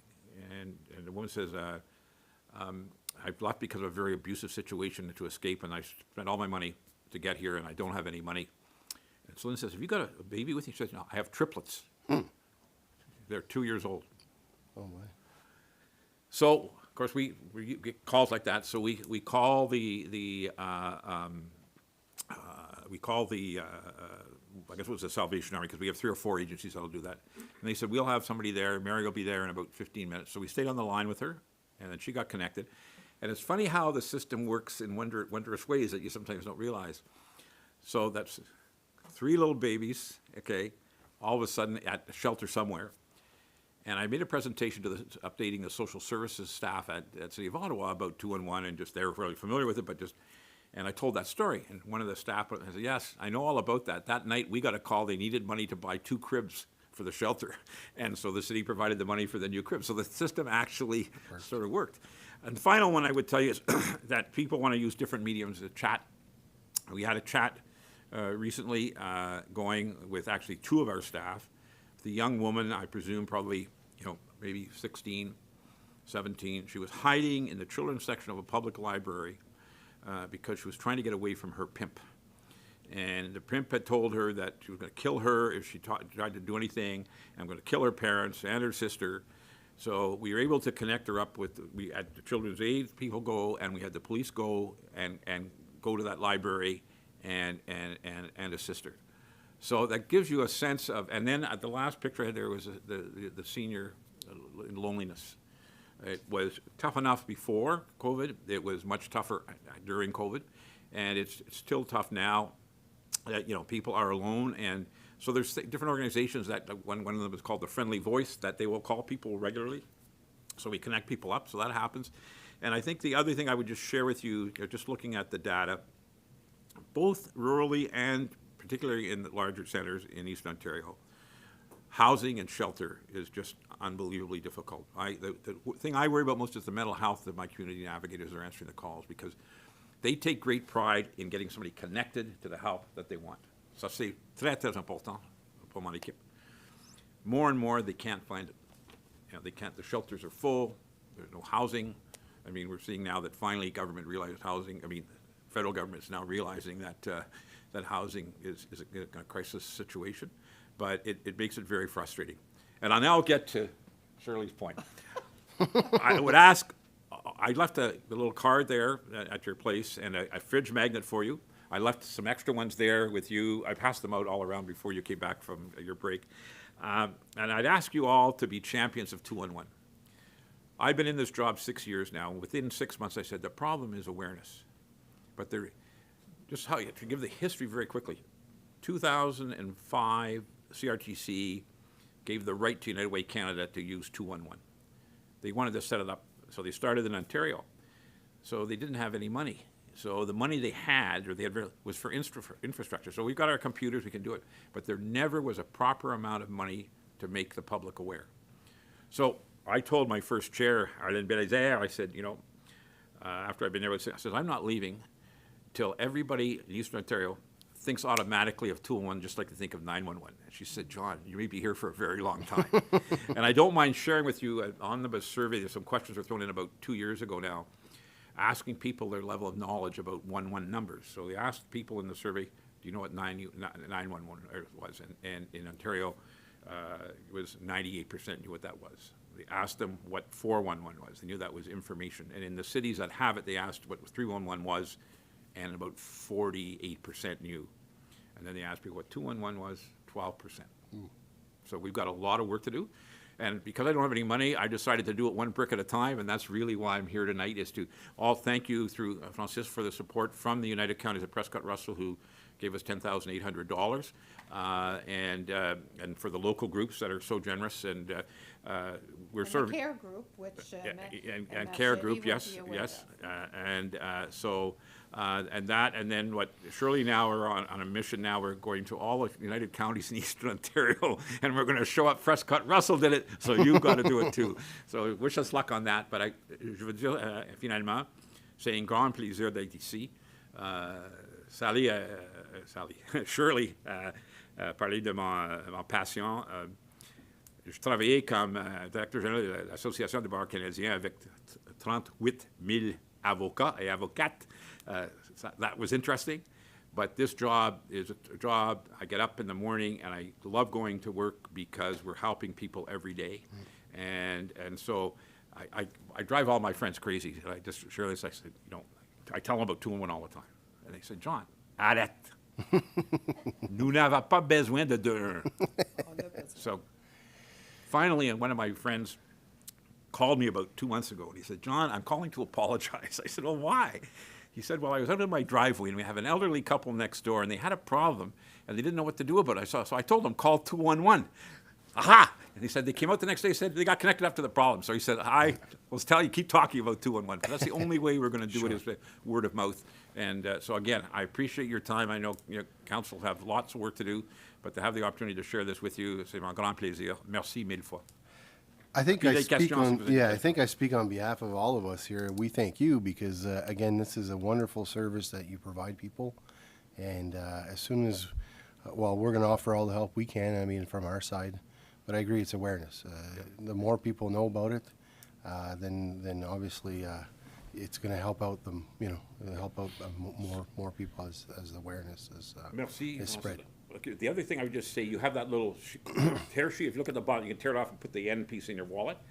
I have boxes and boxes of that. I have boxes of fridge magnets. So if there's any agency, if you want to have some here just at the municipal offices to give Absolutely. out to people, Yeah. just let me know, Jose, and it'll be delivered to you. We have a deal with Perlator. They do it, I think, for 50% off for us. So to Do deliver you the stuff, have so- anything that we can put on our website that we Exactly. can? Yes. Because we'll be can more put a than link. happy to put a the link link on on our it, yes. site and. We'll do a post tomorrow. I'll speak with our communication coordinator, and Yeah. we'll do a post on And they 211. can get in touch with me, but Yeah. Danielle Danford Dussault is my communications sort of development person. But Okay. just email me, and then I'll connect your communications with Danielle, and they can make that happen. Okay, we'll do. Commentaires, questions? I just want to say I've heard about 211 before because your right hand has talked to me about she's it. the boss. Yeah, and I think you do great work. And when I see the emergency responders as a volunteer firefighter, I think some of these need to be in every single one of our vehicles. Because when we respond to any house fire or anything like that, for the longest time I've been racking my brain to get the food banks and get the hotel phone numbers and everything where you can. I don't need to. 211. It's there. It's there, exactly. Exactly. No, so as I said, you better get the warehouse ready. I'll ship you a whole bunch of boxes. And honestly, I think you probably already have, but I believe that a presentation to the Ontario Fire Chiefs Association I'm would not. 100% be beneficial. If I could take another minute, Francis. Absolutely. The other thing that's happening now is we are working, been rolling out in a trial basis in the Collingwood area in Simcoe and Bruce Grey County, where the emergency, when they do now they're doing these wellness checks that they have community wellness check emergency folks, and they're doing social prescribing. They are actually, so we're finding that we do receive calls, but a lot of people won't call. So you need to call them. So what will happen is they get permission from the person, and then they just send an email to my colleague in Collingwood, and they then phone the person, set up, they meet emergency folks, suggest that maybe we could give some help to you. So that's the kind of, you gotta make it going both ways rather than just one way. And we're hoping to bring that across the whole province that way, so that they have that information. And I speak to the OPP regularly across the region because of course they change, and so that they know. And I'm working on a plan, hopefully, to have the Ottawa Police Service to put 211 decals on their cruisers. So it's another way to get people Right. to be aware of it. So anyway, you get me going, and you'll have to. But all Cover my mouth. suggestions are good suggestions. Thank Yes, you, though. Well, merci, You Danielle. do amazing work. Thank you. Merci. Do you guys forward people to the community paramedic programs? Yes. Did you? Okay, good. 'Cause Yeah. I've had this kind of presentation as a medic. I was a medic for a long. I had this presentation a long time ago. I don't know how many years ago. Great. But it's good to refresh and remind. And I'm just going and thinking about that. And we have now a new thing, with this community paramedics. That's what I was talking to you. I had the wrong name for it, but yeah. Yeah. Yeah, and we're working, and it all came out of Mike in Renfrew was the guy that's been a leader on this stuff across the province. Mike Nolan, yeah. And anyway, no. So we're always looking for new ideas, and again, and the other thing I would end off with finally, Francis, is if if you have a bad experience, or somebody tells you have a bad experience with 2-in-1, that's what I really want to know. Because the only way is constructive criticism to make things better. Right. We really emphasize quality, but we're not perfect. So if somebody has a bad experience, we have a very rigorous complaints process where the person comes and complains, it goes to a supervisor, we listen to the call, and then we go back and we report back to the person that had the complaint. Now, I can tell you, we do a survey that people can take automatically after the call. We get about, out of 260 calls, we get about 3% that do that. And it's 98% satisfaction rate in terms of customer Nice. service that people, and they would refer 2 questions, were you satisfied? And then they look at, would you refer somebody else? And that both of those are in the 95 to 98%. So, as I said, we do our very best, but we can always do better. Awesome. Well, thank you very much for your Thank you very time. much for your time. Okay.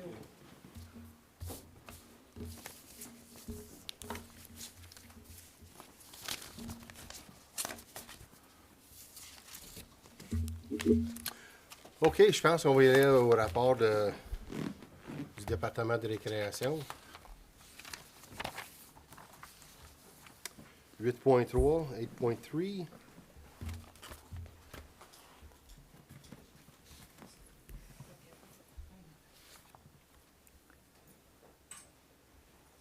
Merci encore. Thank you so much.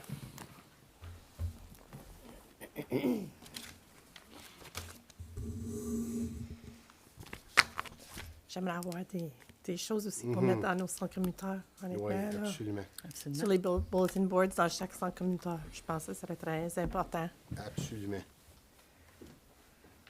Puis si tu en donnes d'autres, t'en commanderas d'autres. OK, donc on va jaser un peu des statistiques de nos infrastructures de récréation. Yeah, just a general update de qu'est-ce qui se passe dans les bâtiments de récréation. La glace a commencé, la saison de glace a commencé le 24 août à l'Arena. Malgré la température chaude la semaine passée, on a continué d'opérer. On est chanceux, notre glace était faite, ça faisait 2 semaines. Parce que si tu pognes ces températures-là pendant la fabrication de glace, ça va pas bien. But our ice was made, so we were good. Work continued. It got warm in there and foggy, but things still went well.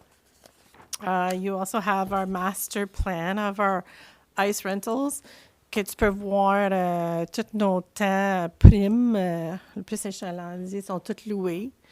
On a eu une augmentation de 2 heures cette année de glace. En plus, pendant notre temps libre, le vendredi après-midi, on a gagné une location d'1 heure et demie. Ça va bien. On a aussi mis un petit peu pour le complexe sportif. J'ai mis les heures en général. Il y en a quelques-uns qui commencent au mois de septembre à décembre. Adult soccer, Youth Local Soccer. Les autres associations, les jeudis, vendredis, samedis, ça va commencer au mois de novembre jusqu'au mois de mars.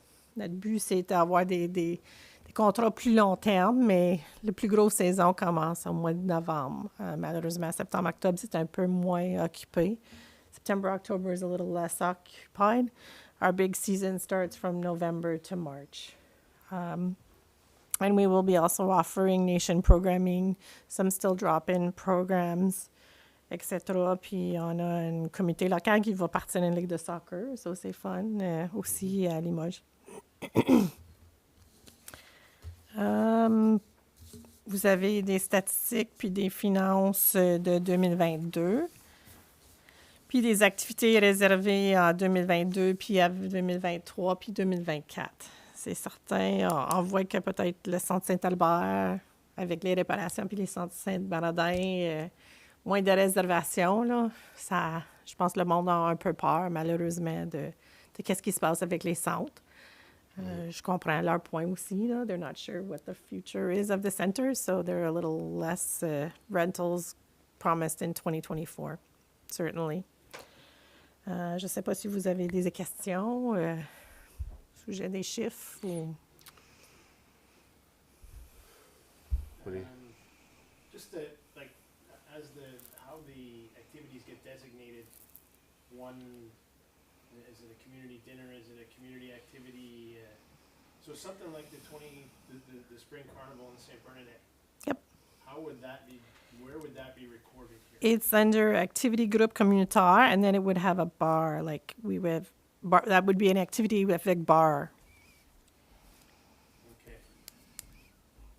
And then there's certain other ones that don't have bars. So we would get a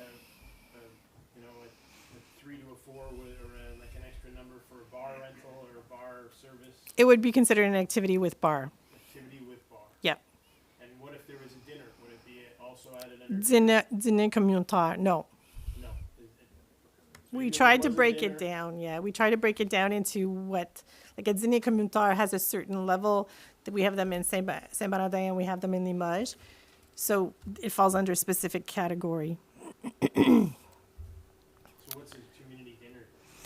It's usually like the bean suppers in Limoges, and in Saint-Bernardin they have them during the day, and they had a few in Saint-Albert 1 year too, offered usually with the Eastern Ontario, sorry, I forget the name of the Prescott Russell Community Services. Usually they offer them with them.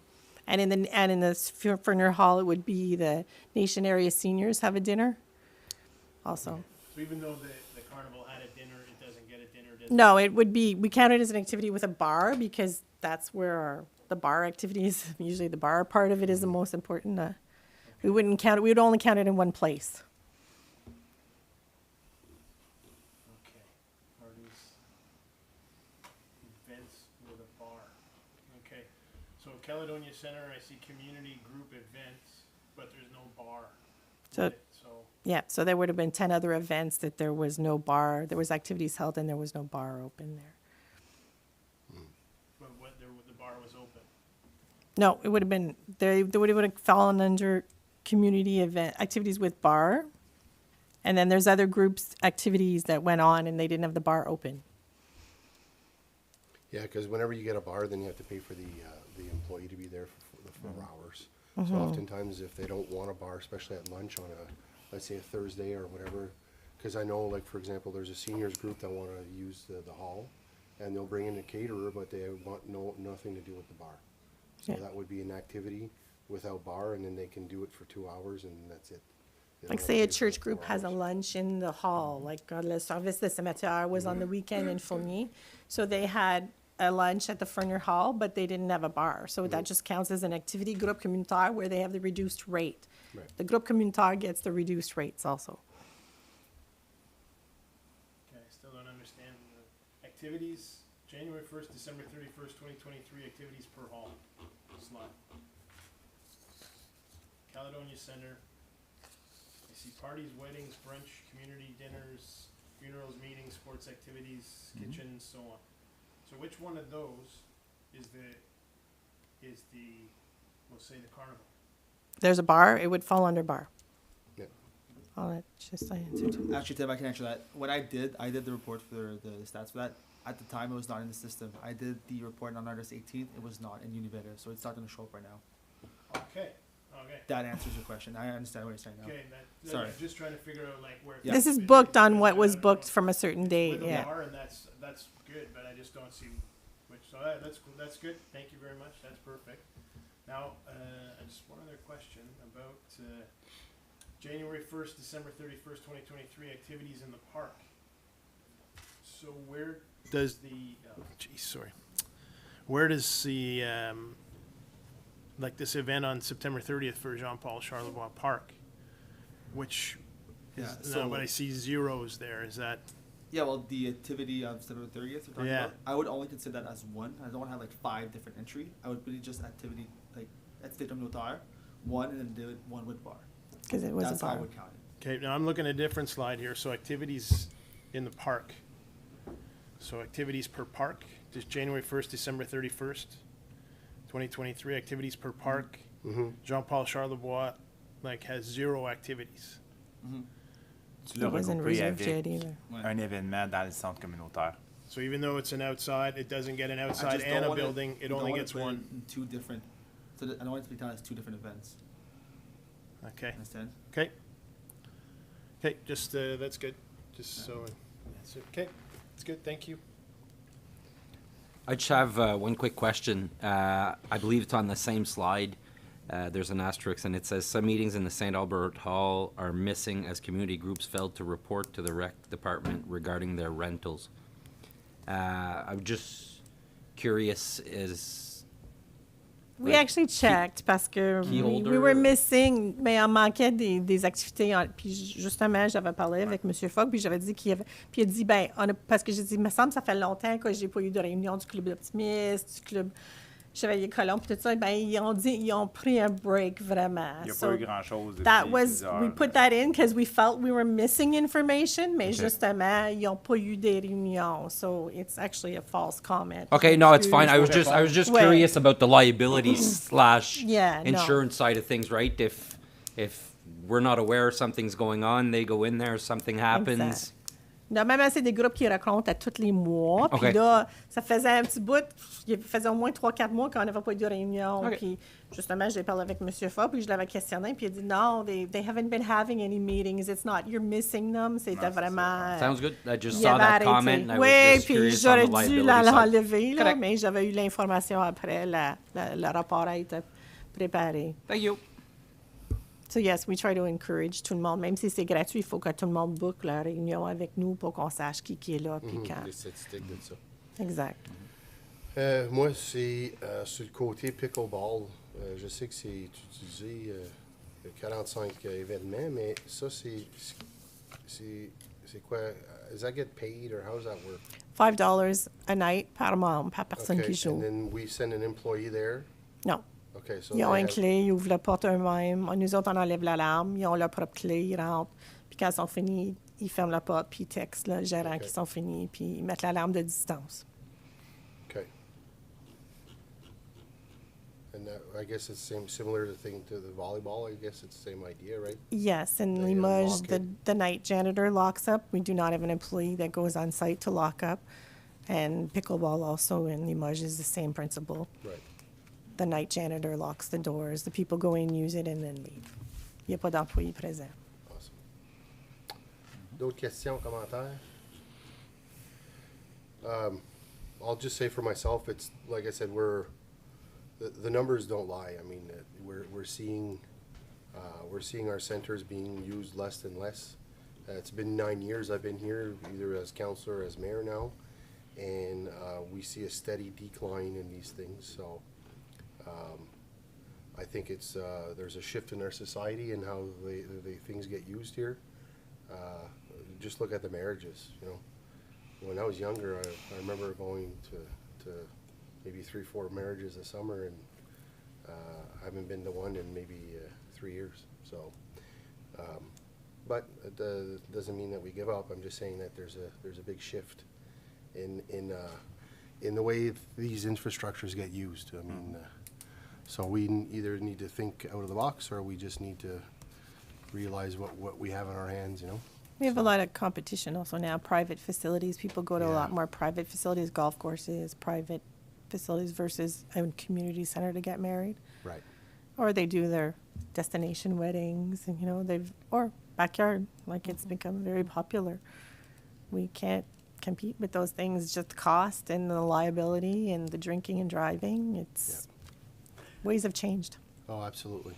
We do a lot of marriage license here, and a lot of people, it's backyard. For sure. Yeah. Yeah, it's like I said, the changes are more and more. And again, I remember when I was a kid there, we used to have, you know, the 4-H club, the junior farmers. They always have these dances and all that all that's gone. The last time I saw a center that was quite full, it was a long time ago. So those types of things are few and far between now, unfortunately. So, but like I said, it's a challenge we have to face. D'autres commentaires? Est-ce que vous avez des... Ben, peut-être vous remercier parce que je trouve que c'était vraiment éclairant comme rapport, là, un peu comme on a parlé des incendies tantôt. Là, Je pense que ça aussi, là, d'avoir des détails comme ça l'aide à se faire une tête. Puis, merci. Mm-hmm. OK. Awesome. Merci. Juste une petite résolution. Qu'il soit résolu que le Conseil reçoive le rapport RE 16-2023 tel que présenté à sa réunion du 11 septembre 2023 par la directrice des loisirs proposé par Oui. conseillère Drolet et appuyé par conseiller Fort. Tous d'accord? OK. Merci beaucoup. OK. Monsieur Boisvenu. 8.5. Merci. Thank you for the opportunity to speak on this subject tonight. I brought up to Mr. Mayor and staff just that I'd like us to have a look and reach out for support with other municipalities in the province of Ontario in regards of lack of daycare space. This is a subject since coming to council that's been coming up quite often.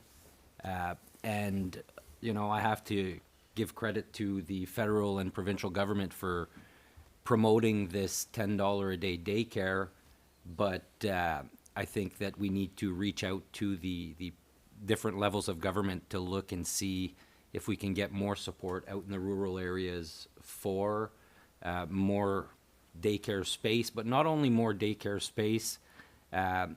If you look at a lot of the studies, they're saying that by 2026, there's going to be a shortage of 8,500 early childhood educators.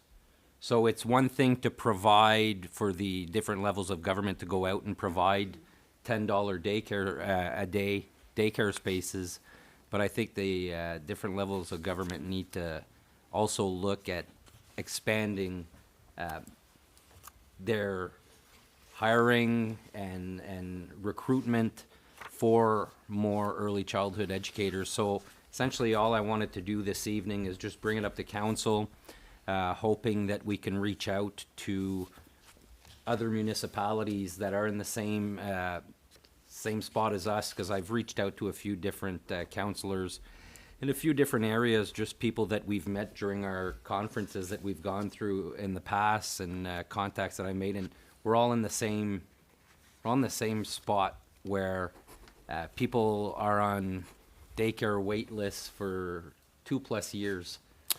So Yeah, first off, I feel for those parents because I was one of them. I'll be honest with you. I have 3 boys at home. I know what it is, and I think that the $10 a day actually didn't help. Honestly, all it did was it created a bigger problem, because what it is not. It doesn't really come down to a lack of space. I think it's a lack of people that work within the industry. And those people are still working for minimum wage or just a touch above. And there's not enough money in that industry for those people to provide that service. And that's what in turn creates the shortage. So I think they do need to take a look at how they disperse the money within that industry. And I think it's on us to maybe advocate for the people that can't, and that's the parents. I would support a resolution that would be sent to other municipalities, and then at that point sent to the province to have a look and see if they can figure out a better system for sure. thank you. D'autres questions, des commentaires? Je pense que c'est un problème qu'on a tous. Puis ça s'en va pas nulle part jusqu'à temps que je pense que le gouvernement aide. Là, je sais que c'était populaire politiquement, le 10 $ par jour, mais ça n'a vraiment pas aidé le problème. C'est les travailleurs qui travaillent dans cette industrie-là qui Puis, c'est pas vrai qu'ils vont travailler à 17 $ de l'heure, c'est des salaires de crève-faim. ben, on peut faire plus. Dans mes recherches à ce sujet ici, j'ai vu qu'il y a plusieurs early childhood educators qui se tournaient de bord puis qui allaient travailler un fast-food parce que ils faisaient plus d'argent. Puis c'est des différents articles. Puis je veux dire, moi, j'apporte le côté rural parce qu'on est basé ici rural, mais veux pas, en regardant dans les villes, Ottawa, durant mes recherches, il y en a une place que j'ai vue à Toronto, c'était un 5-year waiting list pour rentrer dans un daycare. Wow. Ben, 5-year waiting list, c'est comme... Ils sont à l'école à ce point-ci. Fait qu'on peut, je pense qu'on peut diriger le staff pour Thank you. écrire une résolution. À ce moment-là, on va la Merci. trouver ici, puis on va l'envoyer. Merci beaucoup. OK? C'est pas mieux au Québec non plus. Non, Non, c'est c'est partout. C'est partout. C'est partout. C'est comme j'ai dit, les travailleurs dans cette industrie-là ne font pas d'argent. Fait que ça fait longtemps que ce problème-là existe, donc c'est vraiment la source du problème. Thank you. OK, donc. Maintenant, on s'en va au bylaw, je pense. C'est bien ça, Mme Bizarre? Oui, oui. Donc, le point 12.1, on l'a fait. On a nommé le trésorier adjoint. On a ce soir un abandon du drain municipal de mer Caillé. On a aussi une modification du contrat avec la police. Donc, vous avez une ébauche du contrat. Donc, ça serait tout simplement d'extensionner le contrat qu'on a présentement pour un autre 2 ans, si vous êtes bien d'accord. Et le règlement 100-2023 pour l'emprunt à long terme, là, pour le complexe. Donc, je vais lire les résolutions. Qu'il soit résolu que les règlements numéro 98-2023 à 100-2023, tels que décrits à l'ordre du jour le 11 septembre 2023, soient lus et adoptés en première, deuxième et troisième lecture. Proposé par Oui. conseiller Boisvenu et appuyé par conseiller Stewart. Est-ce que vous avez des questions, des commentaires concernant ces bylaws-là? OK. Bon, ben, tout le monde est d'accord? OK. C'est adopté, madame? Oui. OK. Maintenant, on s'en va au compte payable. Qu'il soit résolu que le Conseil approuve les comptes payables jusqu'au 30 septembre 2023, pièce justificative numéro 17 pour 1 014 388,26 $, proposé par Oui. conseiller Boisvenu et appuyé par Quelqu'un d'autre? conseiller Mainville. Tous d'accord? OK. Les bills ont payé pour un autre mois. Merci. OK. Maintenant, on s'en va au rapport mensuel. Encore les current outbreaks. Encore, on regarde ça. C'est comme qu'on voit, je pense qu'il commence à avoir un peu plus de... Ça revient un peu, le COVID, malheureusement. Donc, j'espère que ça revient pas comme c'était, là. Parce OK.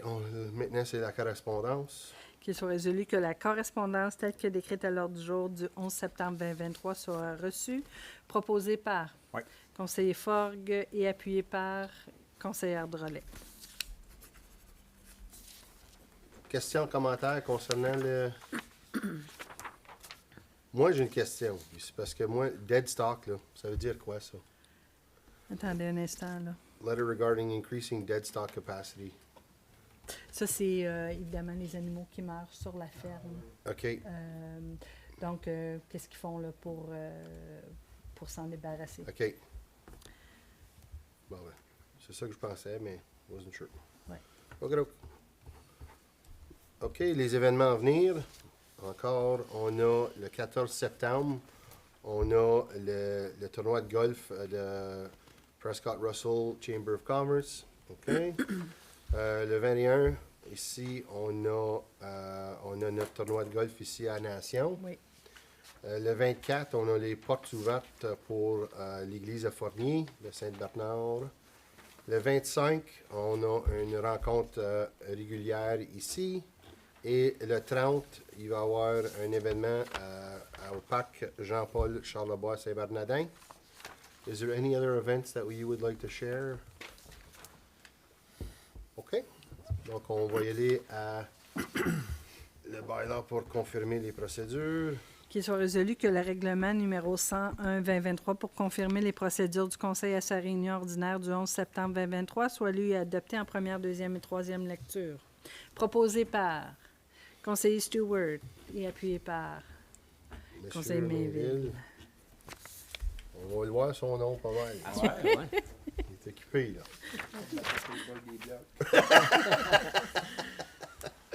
OK, on s'en va à l'ajournement. Qu'il soit résolu que la présente assemblée soit ajournée à 19h05. C'est ça. Je vois plus clair, je commence à... Proposé par Monsieur conseiller Fogg Forgue. et Monsieur Lalonde. Merci beaucoup. Passe un beau 2 semaines. On se revoit le 25. Oui. Je laissais savoir, Marcel, il